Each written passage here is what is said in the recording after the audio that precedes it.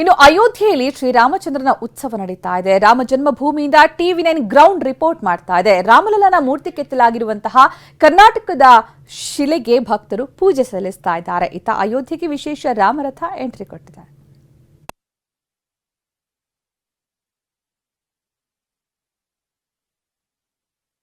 Ayodhya Rama ಜನ್ಮಭೂಮಿಯಿಂದ TV9 ಕ್ಷಣ ಕ್ಷಣದ ಮಾಹಿತಿ.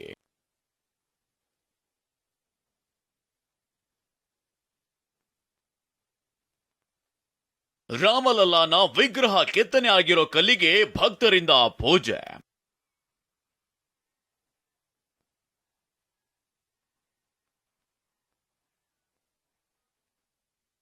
ಉತ್ತರ ಪ್ರದೇಶದ ಅಯೋಧ್ಯೆಯಲ್ಲಿ ರಾಮ ಮಂದಿರ ಉದ್ಘಾಟನೆಗೆ ಇನ್ನೇನು ದಿನಗಣನೆ ಆರಂಭವಾಗಿದೆ.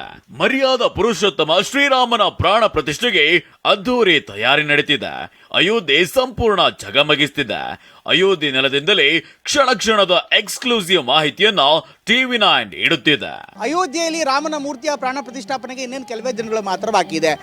ವರುಣ್ ಹೈನುಗಾರಿಕೆ ಮಾಡಿ ವರ್ಷಕ್ಕೆ 75 ಲಕ್ಷ ಆದಾಯ ಗಳಿಸ್ತಿದ್ದಾರೆ. ನೀವು ಕೂಡ ಅವರಿಂದ ಕಲಿಬೇಕಾ?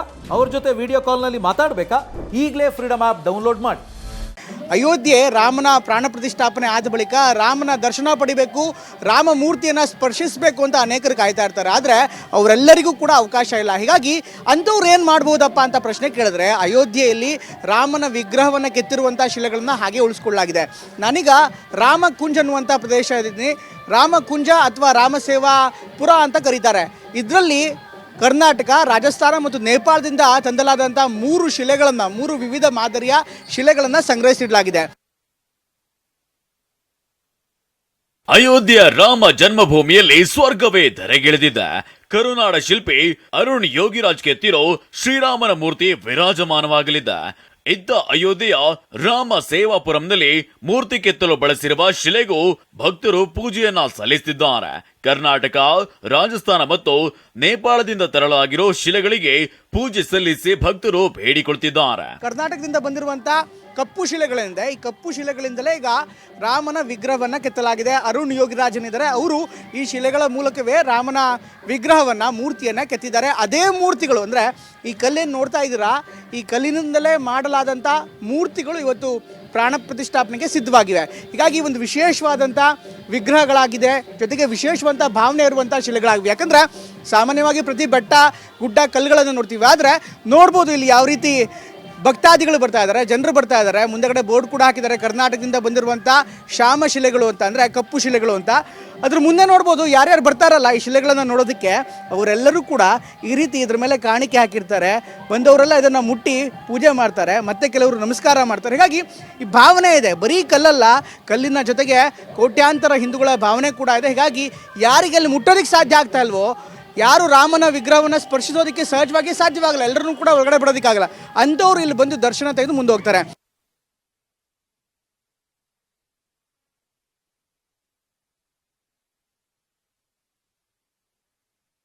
ಎಷ್ಟೇ ಅಲ್ಲ, ರಾಮ ಜನ್ಮಭೂಮಿಯಲ್ಲಿ ಎಲ್ಲೆಲ್ಲೂ ಸಂಭ್ರಮ ಮೇಳೈಸುತ್ತಿದೆ.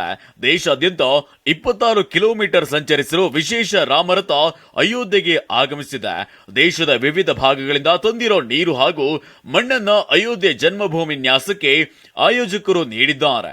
ಅಯೋಧ್ಯೆಯ ಕರಸೇವಾಪುರಕ್ಕೆ ಸುಮಾರು 26,000 ಕಿಲೋಮೀಟರ್ ಪ್ರಯಾಣ ಮಾಡಿ ರಾಮ ರಥಯಾತ್ರೆಗೆ ಬರ್ತಾ ಇದೆ. ನವೆಂಬರ್ 24, 2023 ರಾಜಸ್ಥಾನದಿಂದ ಆರಂಭವಾಗಿತ್ತು. ದೇಶದ ಬಹುತೇಕ ಭಾಗಗಳಿಂದ ನೀರನ್ನು ಮತ್ತು ಆಯಾಯ ತೀರ್ಥ ಕ್ಷೇತ್ರಗಳ, ಪ್ರಸಿದ್ಧ ಪುರಾಣ ಕ್ಷೇತ್ರಗಳ ಒಂದು ಮಣ್ಣೇನಿದೆ, ಆ ಮಣ್ಣನ್ನು ಕೂಡ ಸಂಗ್ರಹಿಸಿ ಇಡಲಾಗಿದೆ.